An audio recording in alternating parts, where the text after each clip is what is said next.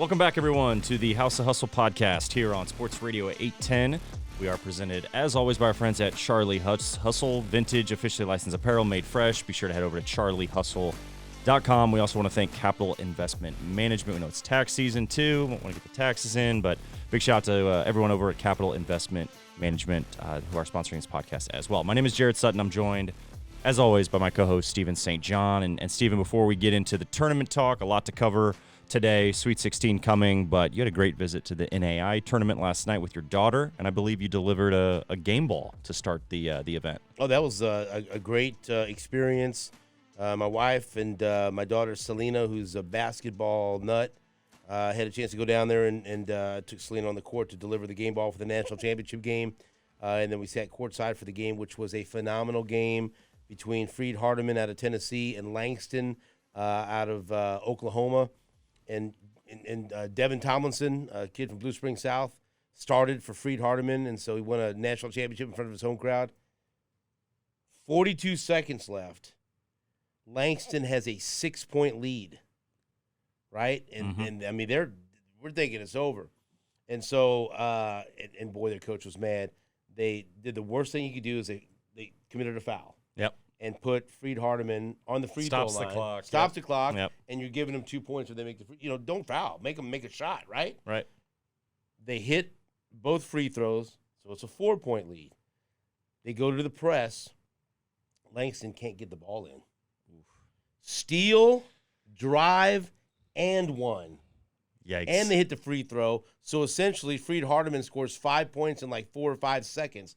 6-point lead down to 1-point lead. Oh, boy. Pressure's mounting. Here's the press again. Can't get it in. Had to call the timeout. Yeah. Here's the press again. They get it. No. Then it got stolen again. They tried to kind of throw a long pass past half court. That got stolen. Foul Freed Hardeman, hit both free throws. So now what was a 6-point lead is now a 1-point deficit. Okay? They finally get the ball in, go down. They miss a pretty good shot in the paint. Freed Hardeman gets it, and then they drive down and hit a fast break contested layup instead of pulling out and try to take some time off. Yeah. And so they're up 3, and then Langston gets the ball back, tries a game-tying 3. They miss it. Loose ball at midcourt. I think they call a foul. Confetti cannons go off. Right? Oh, no. Yeah. And then the refs go out there and say, there's time left in the clock. And they take like 10 minutes. Both teams are crying, one out of celebration, the other one out of misery. And confetti's all over the floor. And then the officials, 0.2 seconds left on the clock. And we're like, are you and they're putting Freed Hardeman at the line. So right. It's like, what are you doing? Why? These guys, the ball boys, everyone have to get out there and sweep up all the confetti.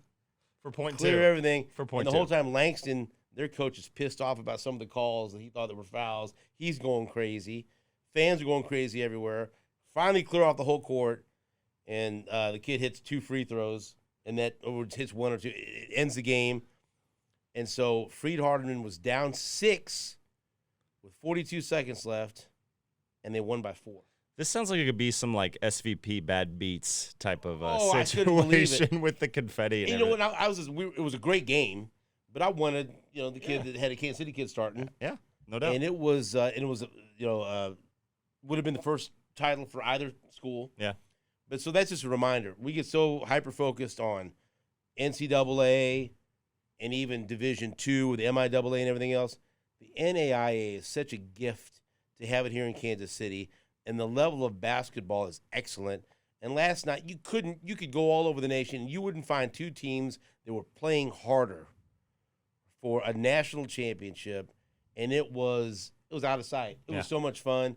And the great thing was, if you had a kid there, if you had your youth team or whatever, there was about in that final minute, about 10 different coaching moments or points of what to do, of what not to do, of hitting free throws, of breaking the press, of not giving up, of taking your foot off the gas and thinking you won. It was like, you go back and watch that final minute. It's like, hey, any team in America can sit down and learn a lot, good and bad, from what happened. But congratulations to Freed Hardeman, and Devin Tomlinson. That was great. Such a great tournament. Yep. I'm glad you said. I'm glad you said. I lived downtown and went to many of those NAIA games, and they're must. If Lucky you're to in have KC. it in KC. Yep, no question. Let's get to the tournament then, and I think we'll start with talking about the local Kansas Jayhawks. Right. To kind of kick this off. We need to pretty much start with the Kevin McCullough news going into the tournament that which was a very interesting situation just with how it was released to the public from Coach Self. But Kevin McCullough not healthy enough to go in the NCAA tournament. Big loss for Kansas as they go into the tournament. Kansas starts with a win against Samford, which was a really fascinating game, actually. And it wasn't easy. They were lucky to get past They Samford. were very lucky. A lot made of a call that might have been a no call, but and a play on. But Kansas legitimately survives. And in that box score, just crazy how Kansas was 50% from the free throw line, didn't make free throws, turned the ball over 18 times. Samford hit 16 threes to get back in the game. So really like compelling late game finish there for Kansas to win. And then not a lot of time to get ready for Gonzaga because they went from the late game on Thursday into one of the first games on Saturday against Gonzaga. And let's just start by saying the first half was amazing. It was a great first half. Wow. Back and forth they went. A lot of physicality, not a lot of fouls called. And it was a game there in the first half for Kansas. They were up by a point. Kansas was up by a point at halftime. But what stands out to me, people were so quick to say, Gonzaga is not as good as they have been. They're just don't get caught up in the name. They're overseeded. They got seeded because they're Gonzaga and everything else. Look here. That's still a hell of a team. And I go back to this stat that blows my mind. And I don't think enough people talk about this. Because you talk about getting to the tournament with consistency, that's tough enough. Avoiding first-round upsets, that's tough enough. Gonzaga's gone to 9 straight Sweet 16s. Yeah. You know what it means to go to the Sweet 16 and how exciting it is and how difficult it is. I mean, we just have to go back to last year. Yeah. To where Missouri, it looked like, the path is opened up. They're going to win the second round matchup. Princeton, look at what happened. Yeah. But maybe just speak to that about how Gonzaga was disrespected because a lot of people, including Nate Bukaty, had McNeese beating them in the first round. Mm-hmm. And they took care of business in both those games. 9 straight Sweet 16s? Are you kidding me? And a lot has been made is this Mark Few's best coaching job at Gonzaga in terms of the way they started this season. The Kentucky game is where things flipped for them in terms of they were a different team after that. They're playing their best basketball of the year right now. Saw them out in Vegas at the WCC tournament. Ryan Nembhard, who's a transfer from Creighton, his brother Andrew Nembhard was at Gonzaga. He set the single game record for assists in a game against Kansas, topping his brother, Andrew Nembhard, who's now playing in the NBA. So Ryan has had a really great year. And point guard play in March, really important. We saw that in a lot of these games in the first weekend. But they're just getting it by committee right now with Gonzaga in terms of the guys stepping up for them in major ways, too. Like Graham Ike played the best I've seen him play against Kansas. Anton Watson has been around. He had 21 and 6 against Kansas, 8 of 11 from the field. Nolan Hickman is a great combo guard who made a lot of shots. Gonzaga is a dangerous team, and when you look at their roster, they don't have a lot of depth either. They play 7 guys. And to your point about like how difficult it is to get to the Sweet 16, that's such an accomplishment because I don't like when, certain people say, well, it's so easy, or not easy, but you should be able to make a Final Four. Oh, this team's so good. You should be able to get to the national championship game. You should make a Final Four. It's so hard to get to a Final Four. Nobody can tell a Missouri fan it's easy to get to the Final Four or you should get to the Final Four. And just being in it too, like you're going into the first weekend, you got to win 2 games to get out of the first weekend to get to the Sweet 16. Those aren't gimmies. We see upsets all the time. Then the round of 32 is great. There's usually like a Kansas-Gonzaga matchup in the round of 32. That's a very tough matchup, and it all depends on your seed line and those type of things. And upsets happen, but you just never know what can happen in March, and that's what makes a tournament so great. It's survive and advance, and sometimes the ball doesn't bounce your way. Sometimes a shot goes up, but I know we'll get to it. But like the Oakland Kentucky game, Oakland airballs a three, ball falls in someone's lap, they put it in for a 3-point play. Like, that type of stuff happens in the NCAA tournament. So it can't be overlooked, just the accomplishment for Gonzaga to have 9 straight Sweet 16 appearances with Mark Few. And I know a lot's made of Gonzaga, where they go next in terms of, with the Pac-12, dissembling, and where does Gonzaga fit in maybe moving conferences to a Power 5. A lot was made of them maybe going to the Big 12. And that's what I would love to see, is Gonzaga being in the Big 12. I know it's, without the football piece, it's a little difficult conversation. But in terms of basketball, my gosh, what a matchup that would be. But this game was lived up to it in the first half, and in the second half, Kansas just ran out of gas. So now, talk about difficulties making it to the Final Four and advancing when you're a high seed. Purdue has had all kinds of difficulties, right? Yeah. I mean, last year they lost in the first round as a 1 seed, and now Purdue waiting for Gonzaga. And I think there's a lot of people that just assume, okay, Purdue's going to flop. What round's it going to be in? They have looked incredible. Yeah. And so I don't know now, but Gonzaga's looked great as well. I don't know what to think. And that is so that bracket in the Midwest is so interesting to me. We love Creighton. Love Creighton. Tennessee's terrific. Mm-hmm. And that's kind of the cool thing about the Sweet 16 being a little chalky, Oh, yeah. All of these matchups look like Elite Eight or Final Four matchups. Purdue, Gonzaga, Creighton, Tennessee, any one of those teams is Final Four quality. Yeah. And so maybe just tell me, is this finally Purdue's year? Does Creighton get over the hump when they came so close last year? Rick Barnes has a reputation of having a lack of success in the tournament. Yep. And then you got old Gonzaga, lingering right? Just as a 5. you want to mess with them. Yeah. So who comes out of that bracket? So Zach Edey, first off, these first two games, he's the first player with 50 points and 35 rebounds through 2 games in the NCAA tournament since '95. That's when Antonio McDyess did it. Pretty good in terms of the dominance of Zach Edey. He'll be probably player of the year when it's all said and done. He was player of the year, and people, sometimes, ask, like, well, what's different about Purdue? Like, they're the same team as last year, but he's back. Zach Edey has actually played better than he did last year, especially what you've seen from him in the tournament. His rim protection, shot blocking, dominance on the glass, and just finishing everything, getting to the free throw line. The thing that is interesting about the bracket is when you get to the Creighton-Tennessee matchup with one of those teams. That's going to be the one for me to watch. There's other games around, the East and the West that are going to be really intriguing, but Creighton-Tennessee is going to be a blast. And I think in terms of matchups, because that's what this tournament is all about, if Purdue has to face one of those teams, like with Tennessee, super physical, Jonas Adu would be the 5 and guarding Zach Edey, but then they would have to guard Dalton Connect, who is one of the better scorers, and he hasn't even played well yet. So that, to me, is the tough part with Purdue. I still think they have the best shot that they're going to have is right now to get out of this and get to the Final Four. Okay, so this might be a dumb question, but now I want to talk to Jared Sutton, NBA scout. 25 years ago, a big guy like Zach Edey, well, he's the number 1 overall pick. Right. No doubt. NBA is different now. Yep.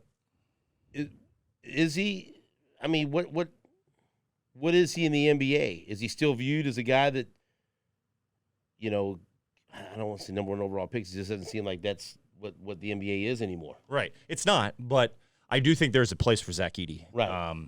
I think it's different when you look at like big men of the past years. We've always had this conversation around like Luka Garza, who was great at Iowa, Azubuike at Kansas, who was a dominant big.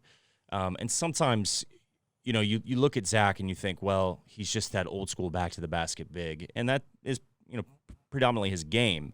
But his level of dominance and consistency and efficiency has continued to improve, and his body's improved. He moves a lot better than you think. Like, you watch Purdue live, if you're ever at a game, like, he does move better than you think. I do think this draft in particular is different, and Zach's just been that good. And I do think now with the NBA, you have to have a big, and yes, you have to have athleticism, switchability, that modern-day Space 5 conversation that gets talked about a lot. But you do need a big that is strong, physical, can rebound, can finish. Like, that's still – there is a place for a big. I think every team is looking for at least having one of those bigs that can be that force around the rim. And then you have, your switchable 5 that you have to have too. You have to have a 5 that can be able to move his feet, guard in the pick and roll. But Zach's been better in pick and roll coverage. It's going to be different at the NBA level. I know a lot's been made of like Izzy Bogdanovic, just like a big body, big man. I think he's better than Boban. Yao Ming had a great run when he was in the NBA, and he was big and dominant around the rim and dominant as a finisher. So where does where does Zach fall into this category of bigs that are similar to him? Will remain to be seen, but Zach's done enough now to really put his stamp on, being better and in a better position to get drafted than, say, some bigs of the past. Speaking of big guys in the NBA, how many times do you think you've seen the Chet Holmgren commercial now? Oh. He's singing Christina Aguilera. It was funny the first, I think, 45 times that I saw it while watching the NCAA tournament. Now it makes me just irrationally angry. But CJ McCollum's in there, I think, a little bit too. There's a big guy that does it all. I mean, that's a modern day big right there, right? That's a little different conversation, right? A little different with the skill set and the size, body type, all that stuff. But same position, and that's what makes the NBA so intriguing. Is just that position alone gets talked about so much. It's like the old school traditional big man are they extinct? I think Zach Edey's saying no, it's not extinct. You do need to have someone like him in the NBA game. So Purdue out of this bracket? Yeah. I had Purdue and Creighton in the Elite Eight, and I couldn't decide, and finally I just gave it to Purdue. But I wish I would have picked Creighton. I have Tennessee out of this bracket, actually, and then I have Purdue, Tennessee in the Elite Eight. Ooh. But it would not surprise me if Purdue gets there. I think it's as a toss-up right now. Nothing would surprise me about any of these. Right. The Sweet 16. Right. Okay, going to the South. Houston, boy, they survived a scare from Texas A&M. Yep. Duke, NC State, and damn, you mentioned Oakland earlier. They had the ball, 12 seconds left. They call a timeout, tie game, everything you would have wanted, and they didn't even get a shot off. Didn't get a shot off. Yeah. And there was their chance. And NC State, I'll get into it in a minute. Don't get me started. NC State takes on Marquette. This is a fair question. We're not going to make this negative, but it's a fair question. Fair question, okay. Mohamed Diarra I knew this was going to get brought up. He's a good player. He is. And he's double-double. Big. Yes, and absolutely. you talk about guys that you rebound and can finish with. And so then I'm thinking, boy, Mizzou could use a guy like that. Here they had him. What? I know. So then, I know. And what was in the first round game? He had 17 points and 12 rebounds. Yeah. And he's pretty good defensively too. Yeah. Energy guys are like, what happened there? It does need to be said that he is great for how NC State plays because so much attention is made to DJ Burns. So then it wasn't going to work at Mizzou. Seems like big guys like that.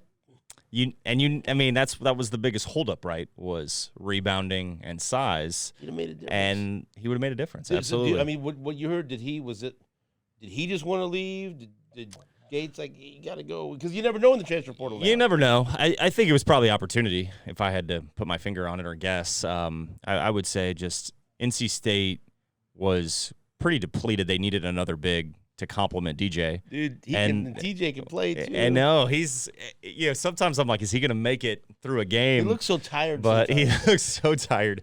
But I saw them play Duke about a month ago, and he was so good. And I was against Kyle Filipowski and a Duke. We can talk about the ACC here in a minute, but the ACC showing pretty well in this tournament. But man, DJ is such he's got such great touch. Don't judge a book by its cover, if you will, because he could play, man. And they play through him too, which is a little bit scary when you throw the ball inside. And he takes his time. He's very patient, and he runs the shot clock runs down a lot with him. But he just gets to a spot, and he makes a tough shot, it feels like, every time, or he's going to the free throw line just because of his body type. But they use him, and Coach Keats has done a really good job with this group. They had 17 wins on March 9th, and here they are in the Sweet 16. Just goes to show you anything can happen in March 2 when you just get on a run. This guy, he's had 3 years to his contract, right? Yeah. 2 years for winning the ACC. Just for and these then wins. Year to get in the Sweet 16. What, 2 weeks? 3 week span? Those are those things you have to worry about those NC State was not on the radar, really. I mean, they had good quality wins, but they were not on the list of teams of like, oh, this team's going to go on a run. Congrats to Kevin Keats' agent for the, you talk about Memorable different March. incentives that you think you're never going to reach. There it is. So, hey, my Final Four is still alive, even though some of my bracket was wrecked early on. But I have Houston advancing out of this region, out of the South. Who do you have? Let's see. Out of this region, I have, and especially just like the Houston-Duke matchup, I have Houston winning this one. Now, see, this side of the bracket for me is the one I struggle with. I'm pretty good in other, like the East, West, and Midwest, I'm solid in terms of my bracket. Oakland beating Kentucky was the killer for me. I had Kentucky as kind of my sleeper team, and that did not happen. And what a run Oakland had. I think they were kind of the Cinderella story of the tournament in that first weekend. But, and I think they probably are kicking themselves. They probably should have got NC State. But Marquette looked really good against Colorado. And I'm going to talk about Marquette here just because Tyler Kolek is back. And I just talked about point guard play. And I think that's the talk of the South is the point guards. Because you look at Houston, right? Jamal Shead, Big 12 Player of the Year, Defensive Player of the Year. Very physical guard. Played every single minute, every second of the A&M game in overtime. And I think what Houston showed all of us is that, they were depleted with fouls. How many guys fouled out? 4? They had 4 guys foul out. They had to ask a walk-on to come in and make a free throw. And he did. When he gave the thumbs up to the bench, I thought this might go poorly. But he stuck that second free throw. And a team that was just trying to get through, and Jamal Shead made 2 great plays down the stretch to win a game. And their late-game execution, not good. I worry about Houston because of this problem if they get in foul trouble or if they go cold. But you look at this matchup against Duke, like Duke has been great. Like they've been really surprising in just how well they've played. The James Madison game was a little scary because James Madison looked really good in their first-round game. But Jared McCain as a freshman is shooting the ball at a lights-out level. Kyle Filipowski's an All-American level player. They got depth and size off the bench. They got good guard play. Don't sleep on Tyrese Proctor, who's a very good combo guard, kind of similar to Nolan Hickman. They kind of fall in that same bucket. So these matchups, the point guard play and guard play of these teams. Now, NC State's the outlier here. That's what makes me nervous about them in this round. But I would like to see a Houston-Marquette matchup. I think that would be – I know it's chalky. I know it's 1 versus 2. And right now, I'll give the edge to Houston to get out of this bracket just because I think they showed me a lot in the A&M game. But look, if they face Marquette and they get into foul trouble or they don't make shots like Oso Ighodaro, Cam Jones, Kolek, Joplin off the bench is now all of a sudden giving them great minutes, and he played a lot with Tyler Kolek out. So Marquette would be a team that is very, very dangerous and very capable of making a Final Four. Because Tyler Kolek, I think, is that good of a guard, and he's shown it through these first 2 games. His passing ability, shot making, he just makes so many things happen for Marquette. And then Marquette has a passing big, like a stretch 5 that's a 0.5 in Oso Ighodaro. So that would be the matchups to kind of look out of the South, and I would give the edge to Houston over Marquette. All right, let's take a look at the West. North Carolina, Alabama, and then Clemson, Arizona. I was rooting for Grand Canyon. They hung around for a while, Yep. But Alabama wins. And then it was fun to see Clemson win. Had a chance to have on my morning show Billy Donlin, the associate head coach of Clemson, because, of course, he was a former head coach at Kansas City, the Kansas City Roos, for 3 years. And so he's doing very well as associate head coach at Clemson. They take on Arizona and Caleb Love. Man, Dayton gave them a fight, but they escape. And so now we've got some interesting matchups between North Carolina and Alabama, Clemson and Arizona. My team's alive. I had Arizona going to the Final Four out of my original bracket. What do you think happens here in those 2 matchups? Yeah, so this side of the bracket, like I had Baylor beating Clemson. That would be the only one I didn't have on this side. I have Arizona beating North Carolina, so I have Arizona out of the this side of the region to make it out of the West. I think with Alabama, obviously Mark Sears can really score. Their defense is so susceptible, though, and we've seen that at different times, especially towards the later portion of the year in the SEC and just in this tournament as well. North Carolina's playing well. I give them credit because they're a 1 seed. They were kind of like that team that everybody had on as if there was a one to be upset, it'd be North Carolina. Probably there was a lot made of Iowa State that needed to be on that one line for again, as opposed to North Carolina. So in terms of this matchup, I got North Carolina winning this game, and I do think like RJ Davis would be the guy that needs to be talked about. He's a 21 point per game scorer, shoots 41% from three. He's had some just monster scoring games and is shooting the ball so well at the right time. And he can go get one at any time if you need him to. And he's got deep extended range. And then they have a bunch of just solid role players. Elliot Cadeau is a point guard, played at Link Academy here in Branson in Missouri. Not a great shooter, not a great scorer, but a really good passer and point guard for them. And then Armando Bacot, you need a big. He's not a rim protecting big, but he rebounds the ball at a high level, averages a double-double. And has been familiar with this tournament. Like experience in March matters. North Carolina was in this moment with Armando when they lost to Kansas in the national championship game. And then Cormac Ryan and Harrison Ingram were 2 transfers. And you want to talk about how much is made of the transfer portal. Like these 2 guys have been impact transfers. Harrison Ingram from Stanford, Cormac Ryan from Notre Dame.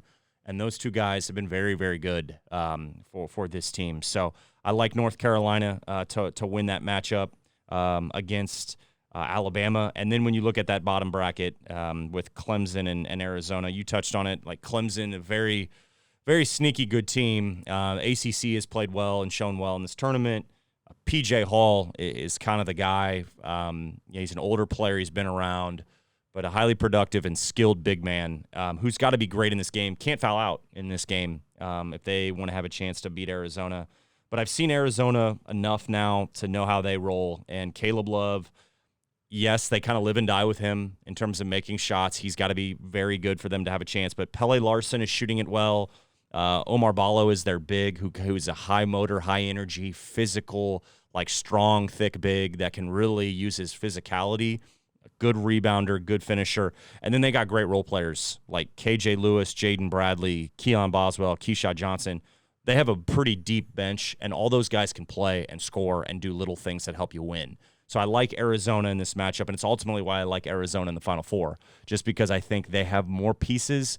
The matchup, Caleb Love against North Carolina, would be high level, just because him and RJ Davis, Bacot, they were on that national championship game, team. Jaden Bradley's also a transfer from Alabama. So we get to this stage of the tournament where you see these guys that played and transferred, and now they're going up against a team they transferred from, and this is a high-level Sweet 16, kind of Elite 8 round. That's pretty cool and unique now, and that's something we got to get used to. But it's what makes both these matchups and what would be an Elite 8 really interesting. And just wait till Arizona gets to the Big 12. Good God. Okay, so everyone talked about the East and how tough it was. And look, outside of Auburn getting upset by Yale in the first round, it looks like people were right. And again, people overlooked. I think we mentioned it. We talked about it in the preview. San Diego State made the national championship game last year, and they're the 5 seed. So you can't look past them. And they benefited from not having to play Auburn, but they advanced to take on UConn in a rematch. In the Sweet 16, we got a rematch in the national championship game, and then the game that I'm most looking forward to watching is Illinois and Iowa State, which I think is going to be just spectacular. Yeah.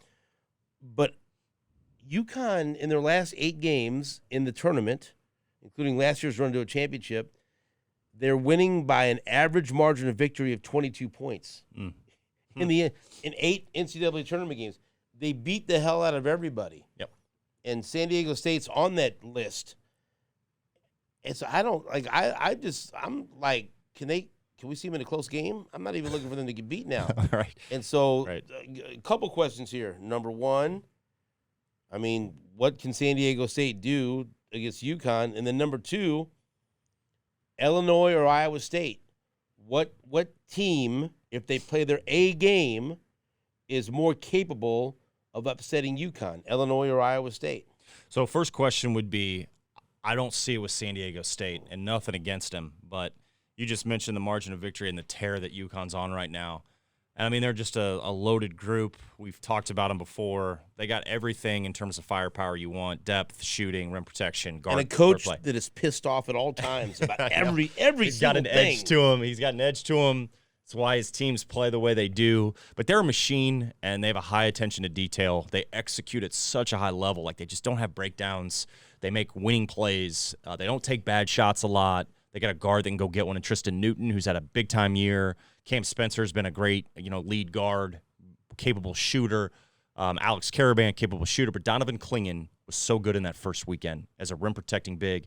Like, can you imagine, like, Zach Edey, playing in a national championship game against Donovan Clingan? I have my national championship game in my bracket. We'd love to see it. That would be a fun matchup between bigs. But no knock on San Diego State. They got one player in Jaden Leday who's, an older player who's averaging 21 and 8. He's their best player. And then once you get down kind of into the bulk of their roster, I just don't think they can match up with UConn. UConn just has so much they got so many guys that can go score at any time. And it's going to be really tough for San Diego State. So I actually think it'll be very similar to how the national championship game went, where we're not talking about a game that's close. Now, then you talk about the game. Here we go. Illinois-Iowa State is the game to watch this Thursday, Friday portion. I just can't wait for the number one offense, the number one defense in the country, and Iowa State, the number one offense right now in Illinois in terms of how they can score it. It's Terrence Shannon, and then it's Tavion Lipsey. That matchup at point guard is going to be phenomenal. How does TJ Otzelberger slow down Illinois? How does he slow down Terrence Shannon? They're certainly capable. Iowa State is a big-time defensive team. And when you ask the question, like, who at their best, like we're talking about at their best with these two teams, gives UConn a run for their money. And I think it comes down to, do you value defense enough to carry you through a round, or do you value offense and firepower and shooting to match UConn? So that's the question. I give the edge to Illinois. It's not by much. If you're saying, hey, I'm going to lean on Iowa State and their defense and how tough they are and how physical they are, I got you. I get it. But Illinois, to me, like, they can score the ball so effortlessly. And Marcus Domask is like their third piece outside of Terrence and Coleman Hawkins. And then they have, like, great rebounding. And their defense, although they can have some holes in it at times, like, they can guard at a high level when they want to. And Brad Underwood, it's just, I think this team is the most fun he's had coaching in terms of all these guys that are back. Player retention matters in a portal NIL world, and he's got a lot of these guys back.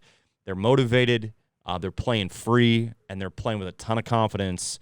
So I'll give the edge to Illinois, but this is a game to watch for sure. And I think one of these two teams, whether it be Illinois or Iowa State, will give UConn at least a game to get to the Final Four. And like I said, I have, my Final Four is intact. It's Houston and Purdue and Arizona and UConn, and I have UConn beating Purdue in the national championship game. But I'm going to root like hell for Iowa State and Creighton to get to the Final Four and to pull a couple of upsets, because I mean Iowa State last Final Four is 1944. Yeah, and man, those fans deserve it. No question. And that's a hell of a team to watch. You talk about a run. They blew out everyone at the Big 12 tournament, and back-to-back double-digit victories here in the NCAA tournament. And so I think it would be wonderful to watch UConn and Iowa State. And so, but we both agree, it's just until we see it, it's dumb to pick against UConn. Yeah, you can't. It's ridiculous. You can't. And I think, like, Coach Hurley said this, they had a camera in the locker room after their win over the weekend, and I mean, he was very upfront. Get this damn camera out of here. Well, he's just saying, like, let's keep. I mean, they want to destroy teams. They're not looking to win games. They're looking to, like, make statements every game. And I think a team that has that mentality, and then you see it in their, like, how they've performed and played, and just a lot of the emotion that those guys play with and the fire, like, they are hungry for that repeat. And we saw with the Chiefs that drive to win back to back. Yeah. Because then that puts you at a different level in a very small group of great teams. Yeah, it's almost like, they know matchups and opponents and scouting and strategy and game planning, all that stuff. But it's almost like they're focused on themselves and knowing what they got to do to get back to the mountaintop. Because they've been there. They know what it takes. And they have all the pieces to do it. And to me, I give a shout out to Luke Murray, the son of Bill Murray, who is on staff at UConn, who is a great offensive mind and a big, behind-the-scenes guy of why UConn is where they are. Now, their entire staff is big time, but he does a great job with that offense, and they just can beat you in so many different ways, and that's what it takes in March to win a national championship. You got to have all these different pillars and pieces to really get there, and UConn has it all. All right, I want to ask you about the ACC and the Big East and the success they're having in this tournament. What do we take away from it? But I do want to say this. My gripe, another gripe. We watch Indiana State beat Cincinnati and go to the Final Four. By the way, it's in Indiana, at Hinkle. They're going to be overwhelming favorites. And we watch our man, our big basketball boy, Robbie Avila, putting on a show. Ooh. That could have been in the NCAA tournament. And they would have upset somebody. Yeah. And the selection committee robbed us of that. And we've talked about what's the importance of the NIT. You know, if you're a high major, I mean, people turn down the NIT. Maybe you don't want to play in it, whatever. For a school like Indiana State, even though they'd like to be in the NCAA tournament, this is a hell of a run. And there is value to the NIT. But damn it, this run should have been in the tournament. And we saw it, and everyone knew it, and we talked about it. And the selection committee said, we don't care about you, and now I'm still mad about it. Everybody wanted Indiana State in, myself included. I think when you look at, like, the Virginia showing I mean, that hurts a little bit of just what that game showed. Get them in the play-in, right? Like, they deserved that, to be in the play-in. Right. And I'm not surprised to see what they're doing in the NIT. No. Just put it that way. And I think it's great they're still playing, and they're still all over social media too, and just what they're doing. And as they should get that recognition. And I'm glad they're playing in that. I still believe that you should, play in the NIT if you get that opportunity, because it's a chance to play, and you only get that window as a college athlete for so long. So. And he has two of the best nicknames, Kareem Abdul-Jabbar and Larry Blurred, because he wears the goggles. Which we said you might be wearing the goggles, in I would if they were in the tournament. That's right. Okay, ACC and Big East, tremendous success. What do we take away from that? Yeah, so I mean, let's see. The ACC Big East are 14-1 combined. ACC was a 5-bid league. Big East was a 3-bid league. A lot was made of Clemson and really NC State in terms of how they're still alive with Duke, with North Carolina. So for the ACC, great showing.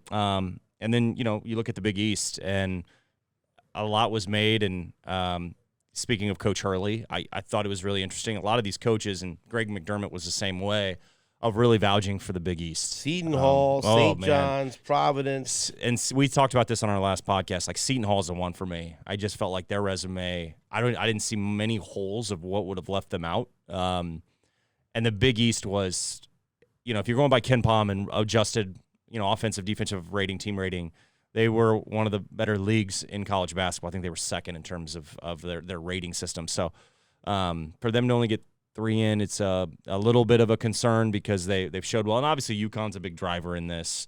But we saw with Creighton, Creighton is a big-time team. And I think this needs to be said, too, about Creighton, because I know, we're pulling for Creighton, and it would be so cool to see them in a Final Four. They are not some mid-major team anymore. No. They are a power school. They're in a great league. They've proven it over the last few years. They should have probably, if you go back and rewind the tape of their game in the Elite Eight, they probably think, man, we should have been in that Final Four last year and had a chance maybe to get into a national championship game. You never know. And you'd want to talk about a team motivated. That team is motivated. Big credit to Baylor Shireman, a transfer, stayed home and local. He's from Nebraska, who hit some big shots in that game against Oregon. I don't know if you had a chance to watch that Creighton-Oregon game, double overtime. I'm so glad I stayed up late for that one, because that was a high-level basketball game. Give Oregon credit. They were highly competitive and competed. Pac-12 showed pretty well in this tournament as well. Couisnard was incredible. Oh, my gosh, incredible. And then Folly Dante as well. So I think that just needs to be said. Of Creighton is no longer this just, mid-major school that was in the Valley. They are a legit basketball program. If Oregon would have had a third guy that was even a threat to score at any point, maybe they would have won. Yeah. Very rarely have I seen two players. That was basically, 95% of the scoring was all Couisnard and Dante. And let's be, Dane Altman is the coach, and he was with that Creighton team when they were, in the Valley. Just such a terrific coach. I like him better with a mustache, though. Yeah. Get the mustache back, and then you'll win more games. That's all right. What was your favorite moment of the first weekend? Oh, man, so many, but I am going to give the edge to the Oakland win against Kentucky. Oh, yeah, that was great. That was great. Everything that panned out with that. I think it's Golick is how you say his last name, the shooter that had He's 30. still doing they're out of the term. He's still doing NIL TurboTax, Buffalo Wild Wings. Yeah. Good for him. Good for him. He's 43 years old and he's out there driving Uber and Uber right. Eats and transfers in. No Division I scholarship offers and just the story of Oakland too. Like that head coach that's been there for years. 40 years. Incredible I story. interviewed him when they used to be in the conference at the UMKC, and he came on the show a couple of times. Great character of the game also. Yeah. Great, and it was great. I wish they would have made the Sweet 16, though. Okay, let's get to our Hustler of the Month. And this is a good one because we stay local in KCK product out of Schlegel, right? Yep. Tyon Grant Foster, again. I thought the Grand Canyon was going to get to the Sweet 16. They don't make it, but it was still a hell of a run, and he was a big part of it. Things didn't work out at KU or DePaul. He battled a heart issue, and not only does he get back to play, he played at such a high level. What a fun player to watch. Fun player to watch. Great story. Great kid. I've spoken with different people in Kansas City that grew up with Tyon and coached him, and just an amazing guy. And his story is so unique. Starts at Kansas. Wanted to stay home, close to home. Didn't work out in terms of opportunity. So he ends up transferring to DePaul, and early on in the season has a heart issue and collapses on the floor. Doctors aren't really sure what's going on with it. He thinks he's okay. Goes and tries to play pickup and has the same situation happen. And it was a long road to recovery to get medically cleared to play. And ultimately, though, he has to leave DePaul and goes to Grand Canyon and finds a fit and has been absolutely fantastic. Such a great story. He's been medically cleared, but a 6'7", combo athletic wing was playing at such a high level. 29-8 with 3 blocks and 2 steals against Alabama. That's a SEC, one of the better SEC teams, and he was fully dominant in that game. The St. Mary's win, he goes for 22.7 rebounds, 2 blocks, 2 steals. And you look at some of these box scores, it's not just the scoring, it's not just the rebounding, it's the blocking shots, it's the steals. And I know he's older, and we make so much of age, but this dude can play. And what we saw from him in high school and just where he is now, he was a talent coming out of high school. There was no question about that. But now to kind of foresee that through, even in the face of so much adversity, you want to talk about a kid that has a ton of heart and loves the game and saw it through. It's Tyon Grant Foster. So he's our Hustler of the Month. Okay, and so just to reiterate, who do you have meeting in the Final Four? Who's your national championship game, and then who's your champion? So Kentucky was my team out of the South, so that's no longer. So I'm gonna put Houston in here out of the South, and then I got Tennessee, UConn, and Arizona over North Carolina, and then I will go UConn over Houston in the national championship Can't game. pick against them until we actually see it with our own eyes because they're blowing everyone out. UConn looks like they're the best, but man, there's going to be some stiff competition, and all these games are Elite Eight and Final Four quality. We're going to see in the Sweet 16, and it's very, very exciting to watch this. And so hopefully we'll see some great action coming up on Thursday and Friday night. Jared Sutton, that's another great episode of House of Hustle. Tell people our great sponsors that make this podcast possible, please. Yeah, big thank you to everyone over at Charlie Hustle for all their support and making this podcast happen. Really appreciate Chase, Greg, Jordan, everybody over at Charlie Hustle. Be sure to head to charliehustle.com. And then David Garrison and his team over at Capital Investment Management. Always appreciate your support of the podcast. And remember, until the next episode, Kansas City is for hustlers.